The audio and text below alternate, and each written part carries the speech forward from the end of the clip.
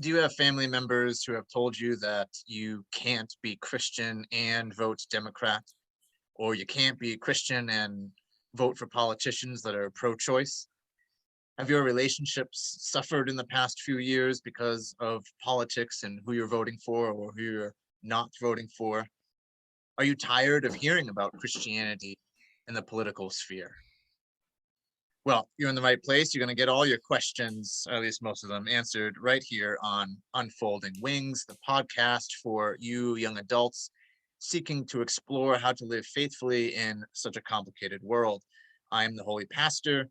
I am both a real person and a fictional character, all at the same time, meant to be humorous and provocative, and not necessarily representative of myself or any church, including the church I serve, Charlton City UMC. And with me are friends from that church, Diego and Kayla. Say hi. Hey, Hola. Man, you guys, so excited. So excited. It's clearly raining here. I don't know, is it raining in Arizona as well? It's not. It's sunny. It's warm, but just like the perfect temperature. Okay, so you're just naturally depressed. And Yes, I'm naturally. I was trying to sound interesting. I've heard people yeah. told me that my voice sounds way too high on the podcast, so I'm trying Oh, to slow it you're down. bringing it down. Why? No, you were like, hola. yeah. I can understand though. You're trying to be interesting and mysterious. Yeah, I mean that could bring an element of Hola. yeah. I don't know. yeah. Um, yeah, that's great. But I don't know who these people are saying you sound too high or Hmm. high pitched. I mean, on the podcast. They Anyway, also have said that that sound too high. That's also another thing that has been said. all right, we could talk forever about how we sound on the podcast. Let's get to what we're talking about today, though. We are talking today about elections in politics because, first of all, midterm elections are kind of around the corner, and so much of our lives in this country at the moment seem shaped by politics. There's still Trump news all the time. There's Supreme Court decisions, especially the repealing of Roe v. Wade a couple of months ago, and the so-called attack on Christianity. All of it seems to leave us fairly little wiggle room. It oftentimes might seem like we either claim Christian faith and then everyone assumes that we support a gun-toting Republican right, or we hide our faith because we don't want to deal with explaining how our beliefs differ from the public perception. Now, ordinarily, you might expect me as the holy pastor character to thump the table and repeat that, indeed, the Republican right has it right. They seem to be the only ones talking about Jesus in the public square. They're putting God in the right place again in our country. You might expect me to do that and then have you refute me, but I'm just going to ask and then answer a little bit of how we got here in the first place. How did we get to this place of fighting over which end of the political spectrum best represents God's will? Because there's a perception perhaps that the Republican right represents faith, but I'm sure Democrats also feel that they represent Christianity and the Christian faith. So how could we be so confused, and why did we get here? Well, first of all, we should acknowledge that in the Bible, Old Testament, 1 Samuel chapter 8, the Israelite people demand that the prophet Samuel give them a king. Samuel chats with God a little bit, and God says quite clearly that they should not need a king. They should only need God. Because what God says is essentially having a human leader necessarily corrupts the whole nation. The whole idea of government, God says, is bad. Having a standing army is bad. And prior to this, the Israelites lived with a decentralized form of tribal anarchy. They didn't have a standing army. They didn't really have a federated government. When they needed a leader in time of crisis, God would raise one up. They were called judges. But otherwise, they supposedly just lived by looking out for one another according to God's principles. Those dang Israelites, they wanted to be like everyone else. They wanted a king because they didn't want to do the hard work of faithful citizenship. They wanted to place all the responsibility on government. But then we all of First and Second Samuel, the story of King David, all of it could be seen as a rebuke of the kingdom of Israel, proving God right that a nation can't be faithful or religious if there is government, if there are human leaders. And this isn't a new idea. Jewish and Christian thinkers have been arguing this for centuries. So how did we get here to talking about Christian nations and how our nation can be more faithful? Well, there's a history lesson here with Emperor Constantine co-opting Christianity in the name of unifying his power. And then St. Augustine, who came around just shortly after Constantine, then for the first time argues what we call now the just war theory. We're going to leave the just war theory to the side, but essentially before Constantine and Augustine, Christians were agreed with what a majority of biblical scholars and theologians today will tell you, which is that biblically and theologically speaking, any relationship between the state and religion is dangerous. Partly because of that standing army thing. Christians shouldn't go to war. But let's go back to the, our day and how we feel. And so I'm going to ask my co-host a challenging and controversial question. All of these questions are probably controversial. So when you hear talk about our country as a Christian nation, what do you think? Are we? Should we be? Were we at one time? Can we be again? What's going on? What do you think? Don't all speak at once. Oh man, that is. Oh, which question you want me to answer you first? Because there were like 5 questions within one. It was rapid fire questioning there. Whatever comes to mind. How about that? Okay, so should we be a Christian nation? Was that the question? Yeah, it's part of it. Well, oh, I hope not. No, please no. As when it comes to, I mean, this is my own, obviously. I don't know if anybody will agree, but I don't think we should be. Uh, as the label of Christian nation, like as labeling ourselves a Christian nation and trying to head to the direction of labeling the United States a Christian nation. Have we been? I don't think we have had ever that label. Have we ever had a? I'm from Worcester Public School, so probably not the best history. Like officially, no, I don't. Yeah, I have don't we ever? think. We never had it. Like Peru, where I was born, has the official religion is Catholic, but I don't think we ever had. So I don't think we have ever been in that label. And what's the other one? What do you think when people say that we are a Christian nation? Oh, Mm. Kayla, help me.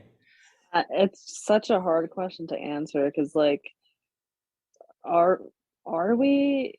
Because we have the side that's like, yeah, we are, and that's why things are going the way that they're going in the government because we're abiding by the Bible, but we're also cherry picking. So it's like, but are we as a whole? I don't think so.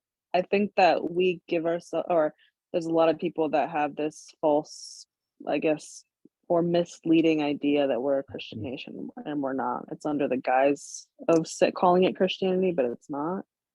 Yeah, I think. Yeah, I think. I mean, Kayla hit on the nose. Hit it on the nail. I don't know. I don't know any. I'm not good with those phrases either. Me either. I'm Yeah. terrible at it. So I think like especially when you said there is some stuff on the government that reminds you of like that is kind of reminds you of the Bible, some rules, some regulations. However, I think that's why it's so difficult to answer that question because it's like I feel like it gets divided into little sections, right? Are we a Christian nation of how we act? Are we because we're following Christian doctrine of or whoever whichever Christian doctrine you believe in? Are we a Christian nation because we call ourselves a Christian nation, which will be the labeling, and we're trying to follow the Bible as it is, kind of like when it's was that in Iran that was kind of the Islamic Revolution, kind of something like that? Or are we a Christian nation because some of our rules are based on it, on kind of on doctrines of the Bible itself? I think the last one we can say that we a little bit every nation kind of grows from somewhere. Every set of rules grows from somewhere. Maybe it grows from who at the time is the majority and who the time is creating those rules. And if in that time there were Christians, then obviously our rules are model of it. However, we can always kind of go back on that and say just because the rules have been set in the past doesn't mean that they shouldn't be changed. Um, and that's kind of getting away from it, from the question itself. So I think it is a hard thing to answer because it depends on how you frame it, how you see it, and who you are. Because some people might say, yes, we're a Christian nation because this law passed taking away women's rights, but at the same time protecting what they believe to be a living organism, a fetus. Some people might say, yes, we're a Christian nation because we're doing that, and there was a way to do this, ruling. Some people say, no, we're not Christian nation because we are taking away women's rights. And some might say we're not a Christian nation, but because we're not labeled as that, but our rules are outdated because it allows something like that to happen. And also because the people here Christian, they're gonna follow what they believe is right, what they want to do. So it's kind of hard, right? It's kind of hard. Yeah, I mean that you just there's a lot there, right? So what what does it mean to be a Christian nation? And first of all, do we even have the same understanding of it? And I think that also leads to, do we have the same understanding of Christianity itself? Yeah. Um, I mean, first of all, let's say, and you also talked about where do the laws come from? Well, let's talk about how the founding fathers were Hmm. actually not majority Christian. They Hmm. believed in a higher power, most of them, but not God. They were what uh, historians call The deists. Illuminati. Sorry, Or, what? No. The No, Illuminati. no, they were not doing. No, no, I don't that's think the so. different I mean, story. maybe, but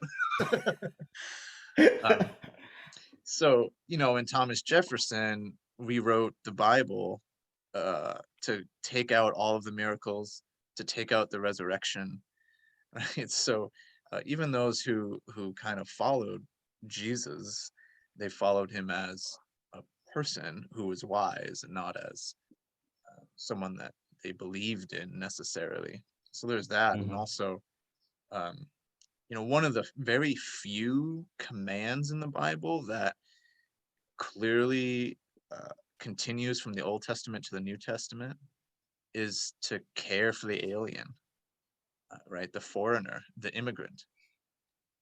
In all of the really weird, harsh laws in Leviticus, most of which we don't even follow anymore, is care for the alien as if they're a native, as if they're a neighbor.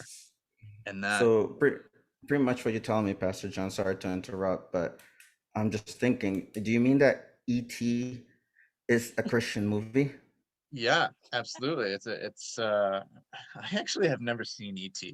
So, Oh, okay. We'll talk about that off but the yeah, podcast. but that's yeah, absolutely. It's all about whether or not we should welcome the alien. Yeah. Yeah, and that continues through the prophets and then to Jesus and Paul and beyond. And yet we're not doing a very good job of that. So are we a Christian nation? Um, those who say we are, they don't they're not doing that. So they clearly have a different understanding of what it means to be a Christian follower to begin with, let alone a Christian nation. Um, Yeah. I'm gonna ask another question here, unless you had any other thoughts. No, I'm shaking my head no, but yeah. Okay. Yeah, we don't know what Kayla's doing because she's blacked out her screen. Um, Hmm. so um, I want to move on to this question because it'll open us up to a lot of other avenues of conversation. I want to talk about anarchy and how we should burn everything to the ground, and that's what anarchy is about. Uh, but not actually.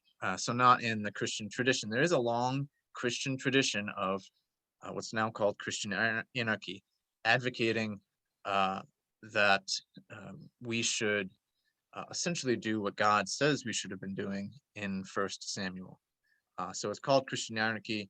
It's almost always tied to pacifism and also tied to the original Christian practice before Emperor Constantine came around.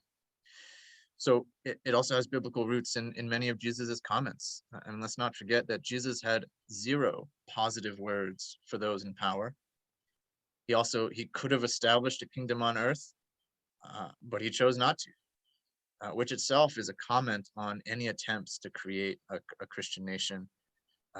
Look back through history, you got Mennonites, Quakers, Leo Tolstoy, Jacques Ellul, John Howard Yoder, among others, included in the Christian anarchy movement. The idea is that Christians should follow Christ, not the government.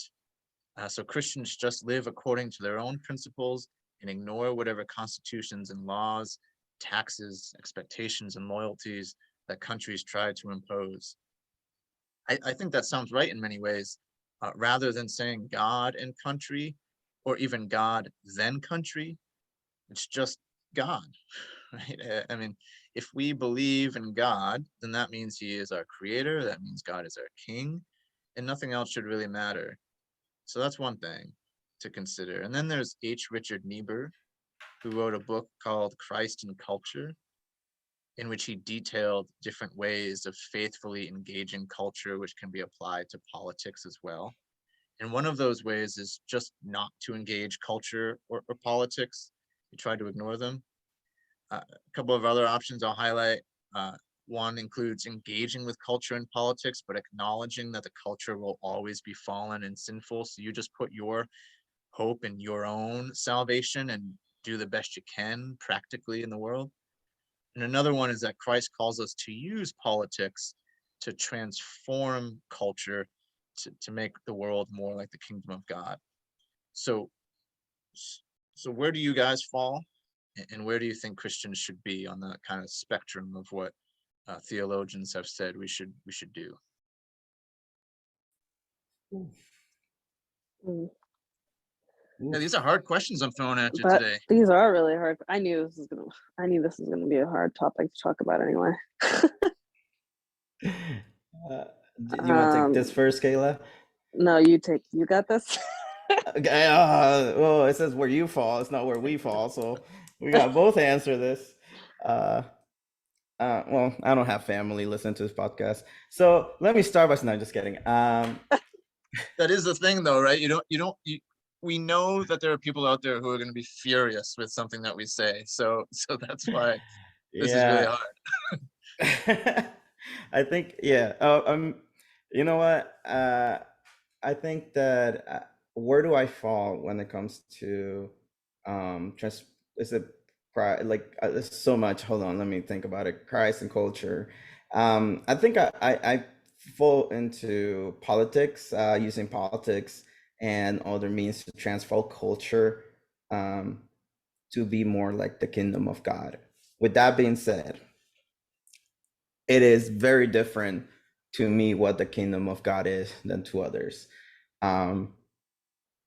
So, and I don't want to just keep repeating every single episode we had what I believe in, or go into a tangent of my faith, because I'm still trying to figure out how to say it out loud, because I haven't figured out the right words to say it. I do believe, with that being said, is that we should use love and compassion for everybody. And with when it comes to Christian anarchy, which I truly believe in, I am,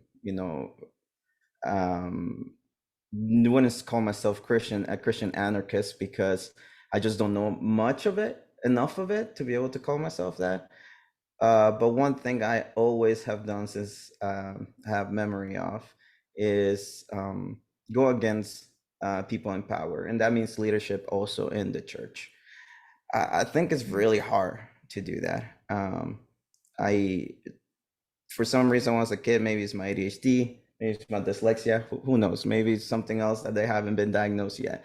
When I used to read the Bible, I think I used to find very different meanings to what people were saying out in the pulpit. And I feel like that's always good to challenge that in a way, and to follow who you are, and to follow your ethics, and follow um, where you want to go. I don't believe in not engaging in culture and politics, because I think that is something that people with power can do when it comes, if we want to bring some, what right now politics are about, which is intersection of race, social status, gender, um, sexuality, and so on.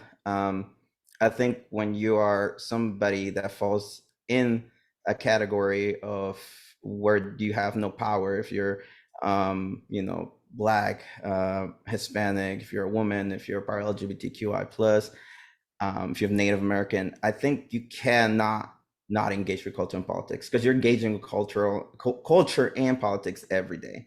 And if you're a person that doesn't have to engage that, it's because you're in a place where you're in power. And it doesn't mean just white people. I mean, I don't have to engage in culture and politics sometimes. I can be removed. I not white passing, but I feel some boxes that allow me to, you know, if I'm getting, if I am being affected because of the color of my skin, or because I'm Hispanic, it's kind of somewhere places that I don't know, or it's just a moment in time where somebody's being extremely racist to me, but it's not every day. I'm not a gay man. Every day I see that there's states that want to take away rights from me. So me not engaging in that, it literally goes against what Christ teaches us, I guess. Because I think if I saw my sister being punished by something, um, because taking her rights away, just because she happens to be a woman, I would do something about it, right? So why not do something about it? Um, any of those things, and I think that's what the kingdom of God at the end means, and that's what every religion, and that's why I say would not love to call this a Christian kingdom, because a Christian nation, sorry, because there's so many other religions, right? There is so many other beliefs. There's so many different types of Christianity. Um, so yes, I think that we should be involved. However, I think we also should be very. We should use anarchy not just against the government, but also against our own government, meaning the leaders of our church. We should always, you can use disobedience against them too. I feel like sometimes with Christians, I'm going very long, so please stop me whenever you want to, but just the last two sentences. I think as Christians sometimes we don't do as much disobedience as even or Methodists, right? Like we're very liberal in some parts, in some ways, but we don't do as much anarchy and as much disobedience against our own rulings, our own people that are up there. And I know people that are in the leadership in the New England Conference, and I love them. I'm not saying for every do that to everybody. We do need some organization, but I think that sometimes we don't do that enough. We kind of stray from that because this our group, is who we are, and we don't want to attack our own family. So I think that was one run-on sentence plus three other sentences. But, yeah. So essentially, Diego is saying, if we want to care for people, we need to engage with culture and politics to make sure that everybody is getting a fair shake, an opportunity in this world. So, what about you, Kayla? I mean, I guess I'm definitely along the same lines as Diego. I think it's hard to phrase it in a way that makes sense without, because it almost sounds contradictory to what I also believe. But anyway, so let me try to put it in a sentence. So I think obviously I have a lot of issues with the government in general. I'm very unhappy with how things are run a lot of the time, most of the time. But my bigger issue right now is the church, and I think it's in the church we're focusing too much on politics that it's taking away from Christian love, right? Mm. But then I'm also trying to say because I think I'm on the same page as you because I'm also like, all right, but we can't just like not also talk about it because these are the things that need to be talked about. But then within the church, I'm just like, we're focusing too much on it and we're getting too caught up in, what isn't a sin and calling it politics. My issue is we're calling everything politics now and it's just a cop out, right? We're just getting too caught up in all that stuff. And I'm just like, we do need to make a difference, but in showing Christian love or the way that Jesus would be showing love would, I feel, wipe out a lot of the problems and issues that we're having within the church. And even, I mean, like within the government too, but I don't want a Christian nation either because of the way things are going when we decide to call something a Christian act within the government. Um, does that make sense? Yeah, I That think so. makes a I lot mean, of sense. yeah, there's a lot there as well. So I mean, I think one of the issues perhaps with saying um, that we should even want a Christian nation is that, well, what happens when let's say the ideal, everybody agrees with the ideal, um, and it happens. Um, what happens then? How are you going to be a prophetic voice in if everybody is agreed? Because first of all, that's not going to happen. And secondly, I think this is what Diego is getting at too, of you need prophets. You need prophets to keep you steady. And so it sounds like both of you are kind of in that area, first of all, of wanting to uh, be a prophetic voice to the people in power in our churches and in our state government. Uh, but also, our churches need to teach us how to be a prophetic voice and not just say, you have to believe this, you have to believe that, but teach us how to be disciples, teach us how to be Christian, um, so that we can do that work in our own lives. Um, to, am I am Yeah. I somewhat summarizing you, Kayla? Yeah, no, that makes a lot of sense. I think like along those same lines is like growing up in the church, I almost feel like they don't allow you to question things the way we should be allowed to question it because questions are going to get you hopefully to the answers that you want to get to. I think that the church needs to allow us to explore the options of what if this is a lie? Like why does that doesn't make sense to me? I mean, you look at a lot of the stories and stuff in the Bible and people are just like, well, that doesn't make sense. And I think it's okay to question it and to talk about it. And I think that we should be, showing our kids that it's okay to question things. You shouldn't just take everything for face value just because an elder told you to or told you that that's the way it is. I think that we need to delve into the Bible and come to our own beliefs ourselves and be encouraged in love by the people around us. And I just don't think that a lot of the churches are giving, children and teens that kind of thought because then you can also bring that into the real world, which is government politics.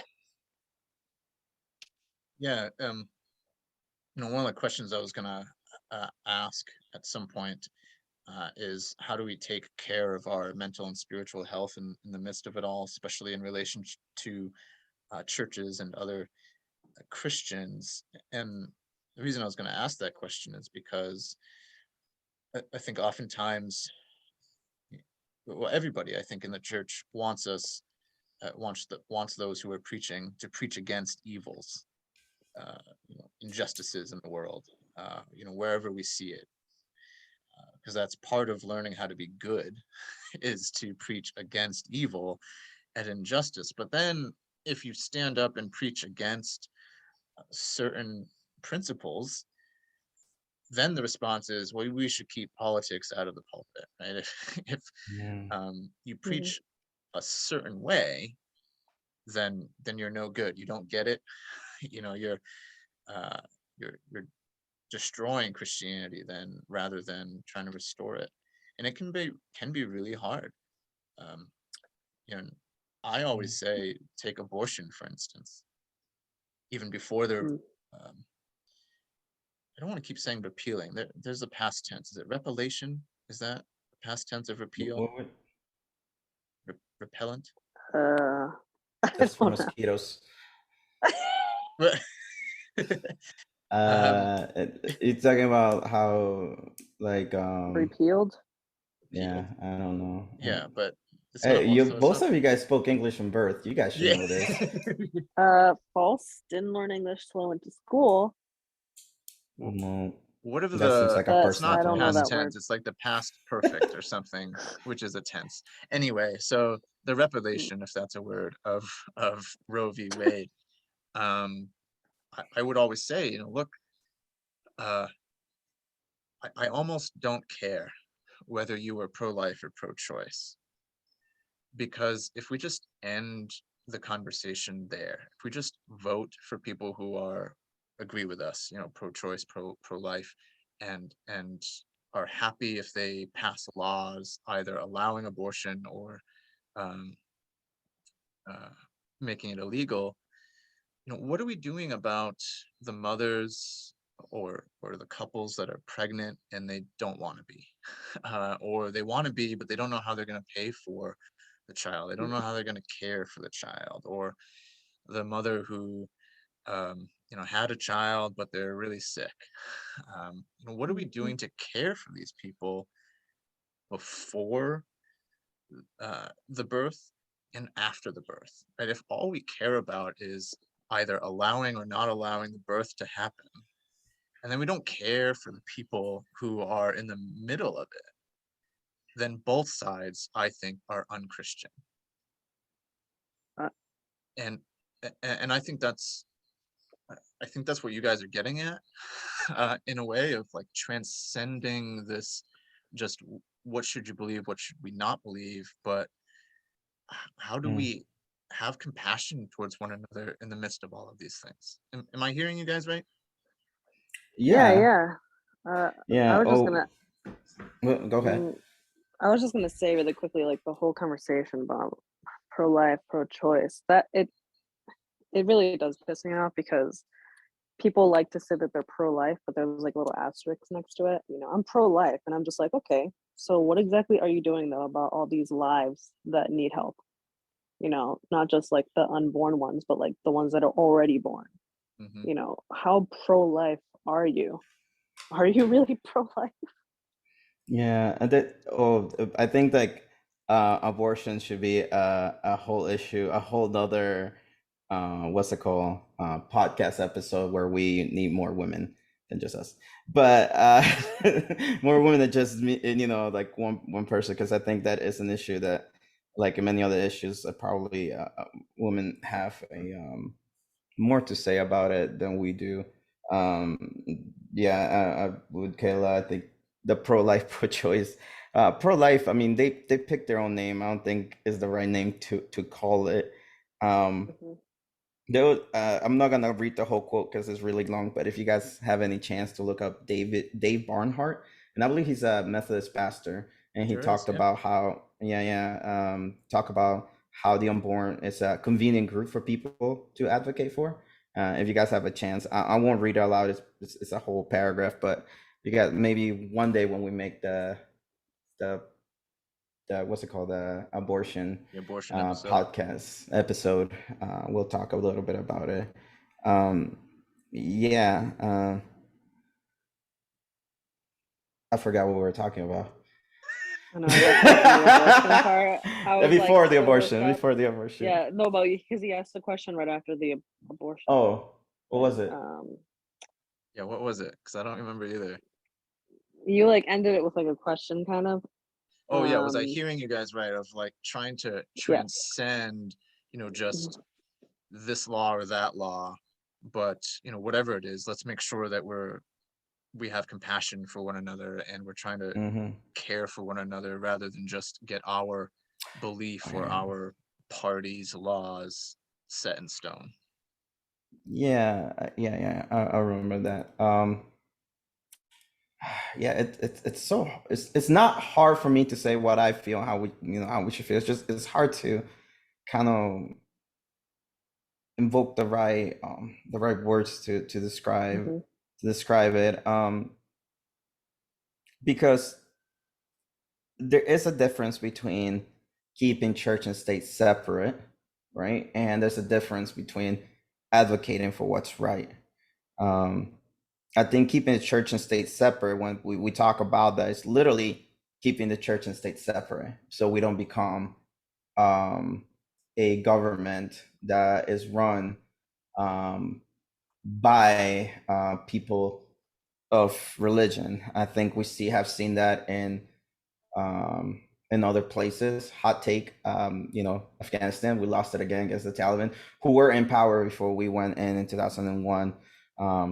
If you guys didn't know, we went in 2001 special operations and took out the Taliban, who we gave power when they were fighting against the Russians. And at the time, we didn't care that they did horrible things under religious law. Um, and not saying Islam at all or being Muslim at all. It's bad. We're living under those laws. It's bad. But when a group of extremists, like which I believe some Christians can be in the United States, want to take over the government and do take over the government, the people that they don't like, the people that don't go by the rules suffer the most, and to the case of death. With that being said, I think we always should separate that. I think our churches say you should vote for this person, you should vote for the other person. I don't know, like I think that's just tacky. As a pastor, if you're saying you should vote for Democrats, you should vote for Republicans, I think that's just, I wouldn't go back to the church. I think that you have no mind of your own if you go to a type of church like that. Hmm. So I apologize for anybody that believes that going to this type of churches is good. I do, however, I don't think Jesus ever, ever in the Bible or word of mouth that I heard of in some places. Not just kidding. He ever shied away from saying what's right and what's wrong. I think he never did. I think if you feel uncomfortable because somebody's saying something, you have to really think about your own self and how you think. Because there's two ways that you feel about when somebody says a hot take, or if somebody says something that goes against your belief. You either feel angry because they think they're wrong, or you feel uncomfortable. And sometimes I feel like when you feel uncomfortable, it's because you know that person is somehow right, but you don't want to give away that. When you feel like we shouldn't talk about it, instead of be like, oh, you know what? I know you believe in this. Let me talk to you why I don't believe in that. I think it's because you know deep in your heart something is going on that is not right. Something's going against your morals. It's the same uncomfortability that people feel, I think, in war. The first time they kill somebody, it's like the fact that you feel like you shouldn't do it, but you have to do it.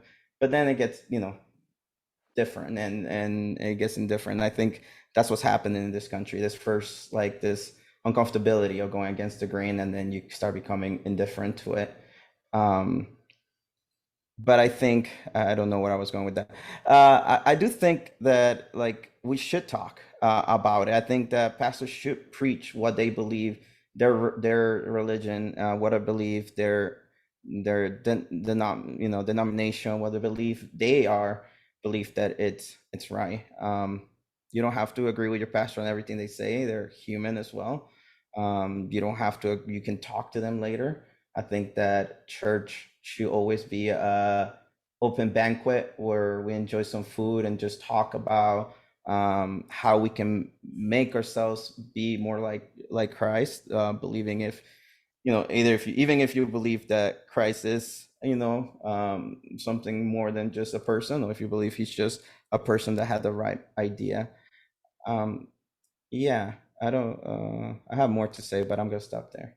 So I think what I'm hearing is essentially, everybody should have a place to say what they believe, um, but the church shouldn't be in the uh, position, or at least we shouldn't give the church the position and the responsibility of telling us what to do, like who to vote for and such. Yeah.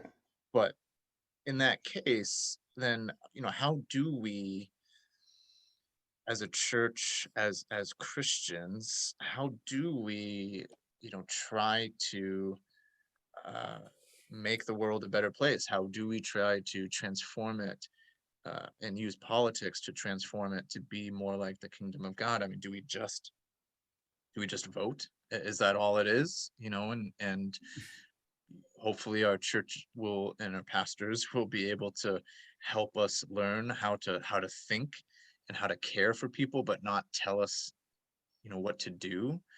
Um, I mean, what exactly do we do in the midst of all of these things, especially knowing that, as both of you have pointed out, not all Christians are going to agree on how we should transform culture, even if we all think that we should. Um, Methodism is obviously, the first mover was John Wesley, but even though he lived in the 1700s, he believed we should abolish slavery, we should Mm-hmm. eradicate poverty. I mean, actually, he said anybody who owned a horse just for pleasure's sake was sinful, because you were taking food away from, you were making food more expensive for people who were poor, just by feeding your horse that you have for no reason. Um, and we should sustain the environment. He believed we should end war. I mean, a bunch of other things that even today Christians would say, yeah, right, not doing that. So, Hmm. I mean, how do we bring our faith into the public sphere to transform the world if we don't want the church and religious leaders to be, telling us what to do? How does it work? Uh, that's such a hard question to answer because I think we're all trying to navigate to figure it out. And how do we do it? I think like this is such a broad answer, but it's just like we can start by, instead of opening our mouth so much, do the actions, put in the work. Because I think people are going to be more receptive to seeing you do all the work than to hear you running your mouth off about what to believe and what's wrong and what's right.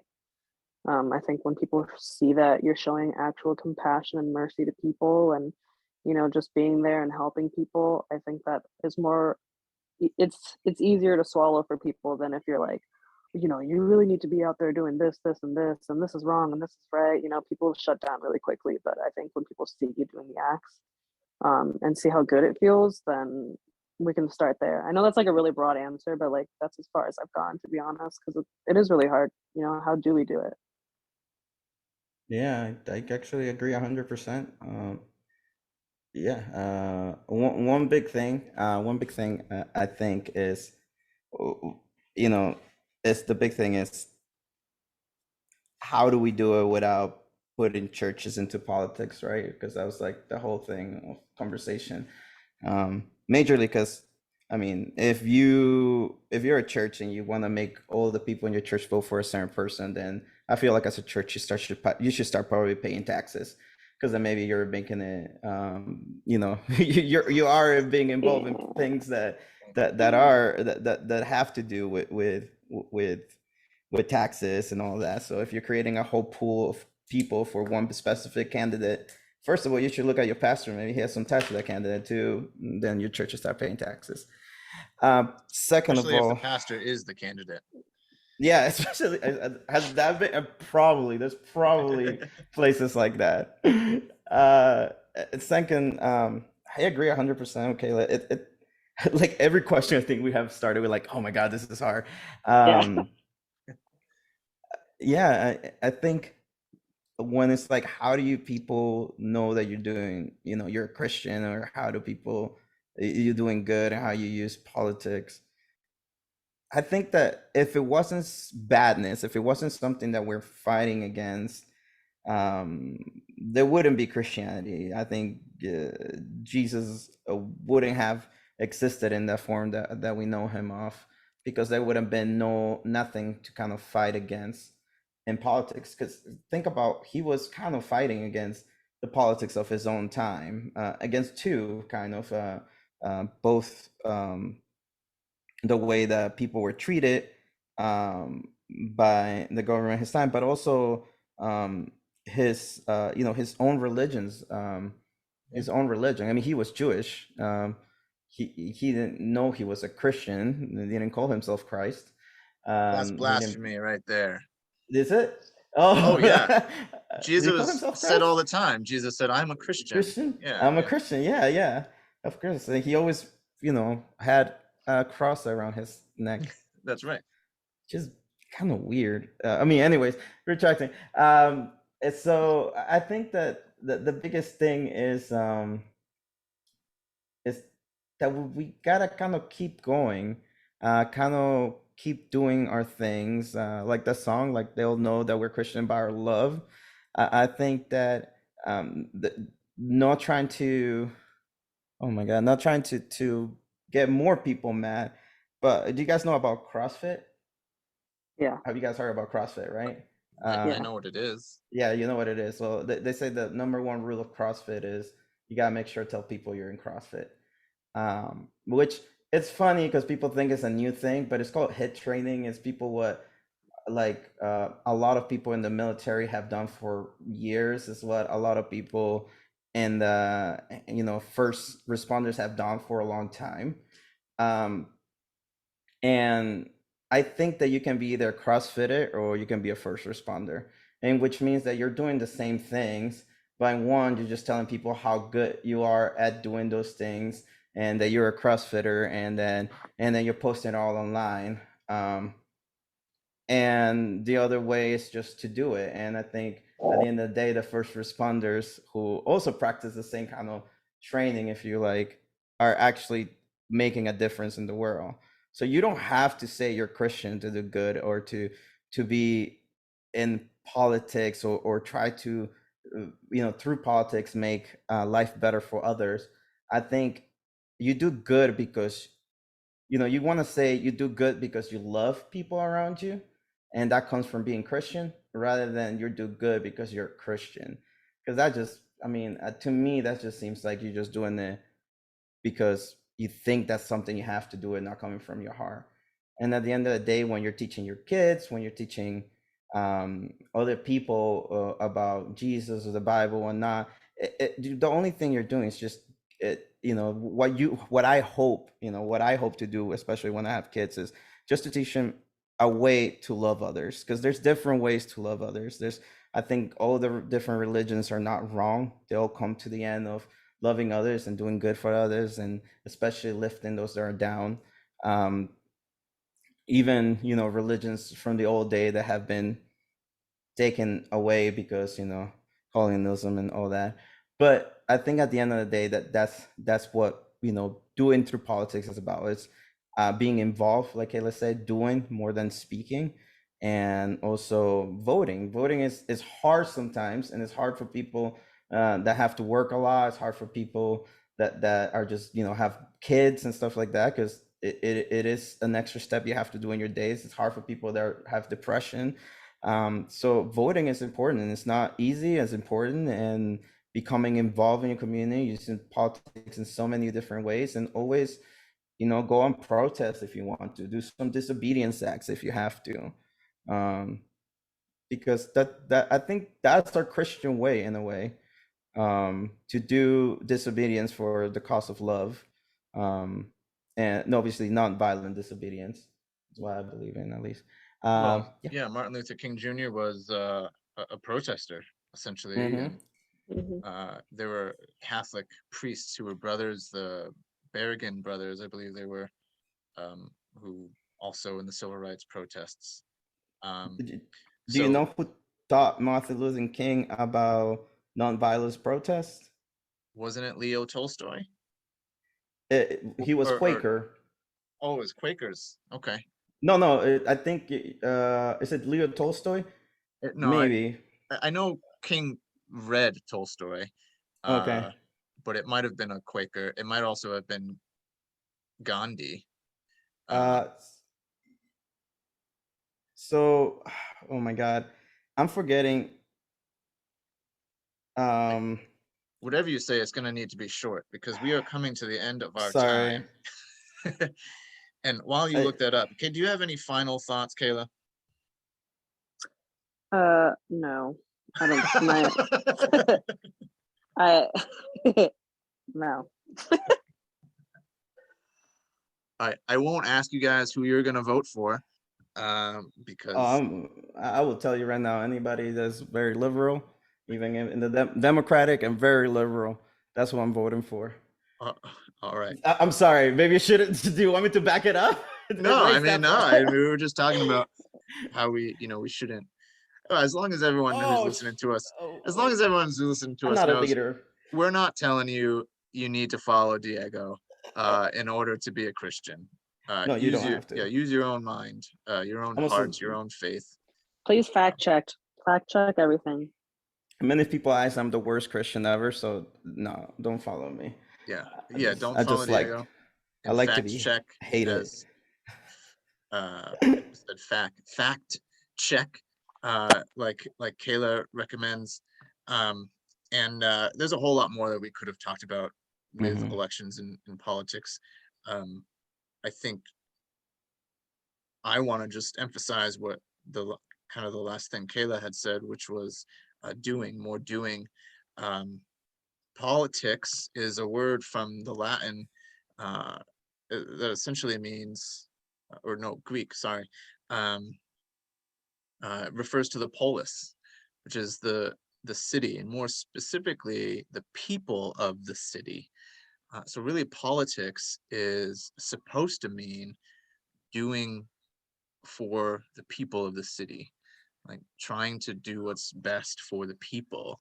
I remember once being in a community meeting in which town residents were discussing how to improve the town's health in a variety of ways, the mental, physical, financial, spiritual health. And one guy just kept saying, the answer is the state needs to do more. And eventually I got tired of it. So I said, okay, but what can we do? Like, what can the residents of this town do? Because I think that's what these meetings are about. And the guy said, no, the state needs to do more. So according to this guy, there was absolutely nothing that we could do to improve our towns, our states, our country, our world. It was just elected officials. They're the only ones who can do anything. um, but if you really think about it, I mean, elections aren't even the most effective way of creating change. They're a way, but they're not really the most effective way. The most effective way is to, as Kayla was saying, just kind of go across the street and help out a neighbor, and do that rather than saying, hey, the state needs to give you more assistance, and I can't do anything until the state gives you assistance, my neighbor. I'm sorry. Hmm. So I think a good final word for everyone is probably best not to try and shove your faith onto other people unless your faith is about loving one another and bringing that love to people who need it in whatever way they need it.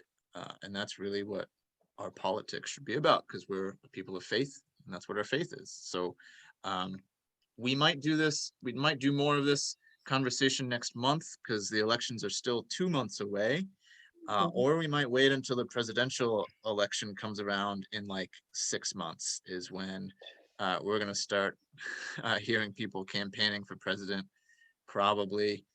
But in the meantime, continue to tell your friends and your coworkers and your families, unless Kayla and Diego and I said something that you don't want your families to hear.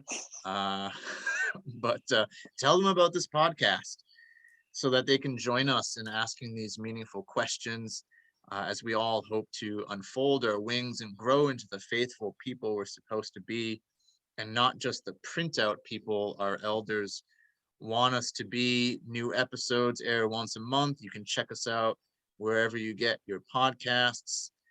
Uh, you want to say a final goodbye, my friends? Bye. Bye. Oh, look up Bayer Rustin. I'll tell you guys about it afterwards. But yeah, if you guys listening, look up Bayer Rustin. That's the person I Maya was talking Rustin about. and Yeah. Dave Barnhart and Martin Luther King Jr. Lots of things to look up. Anyway, Hmm. until next time, keep it holy, friends.